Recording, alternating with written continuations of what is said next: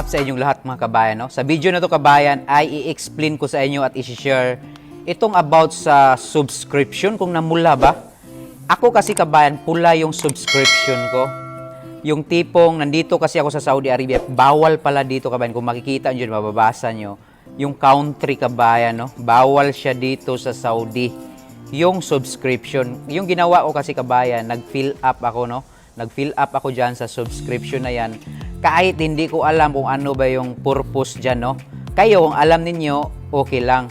Pero kabayan, hindi naman yan importante dito sa Facebook page kabayan, no? Ang mahalaga lang talaga dito sa Facebook page ay may stream ads ka at okay yung reels mo, may ads yung reels mo. Yun lang kabayan ang importante dito sa Facebook page kabayan na meron kang na-monetize ka lang, kumikita ka naman sa reels mo, di ba? May ads diyan sa reels at sa stream ads, okay na yun kabayan.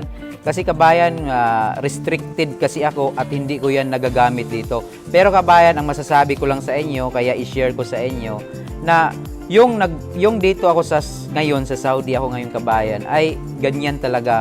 Yung ginawa ko lang, nire-request ko lang, minsan ma-okay naman,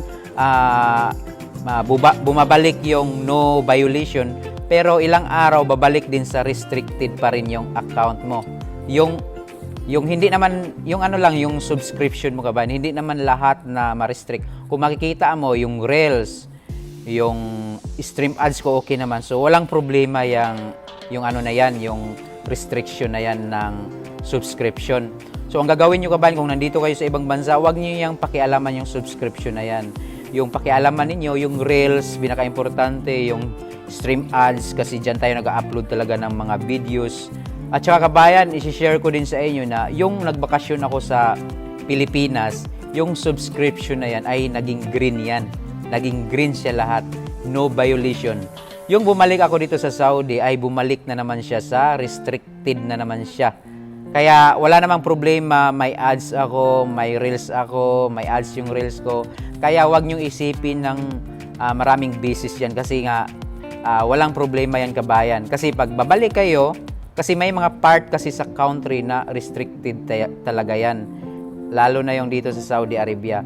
Pero pag babalik ka sa Pilipinas, mawawala yan at babalik yan sa normal at maging green lahat yung ano mo dyan, yung dashboard mo at saka yung creator studio mo, yung monetization mo, maging green yan pag makapagbakasyon ka na at walang problema yan. Ang importante talaga yung stream ads at saka yung reels na hindi sila na restricted. Yun lang kabayan, sana ay nagustuhan nyo yung video ko and paki-like and share naman kabayan para marating sa iba.